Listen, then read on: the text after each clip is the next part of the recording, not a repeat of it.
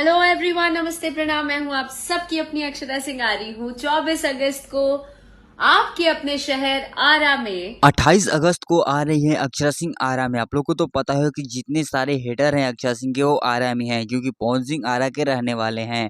पवन सिंह के शहर में आ रही है अक्षरा सिंह, फिर से बवाल और फिर से धमाल मचाया जाएगा। आप लोग को तो पता है कि जब भी आरा में जाती हैं अक्षरा सिंह तो काफ़ी गंदे गंदे और काफ़ी भद्दे भद्दे इनके ऊपर कमेंट पास किए जाते हैं।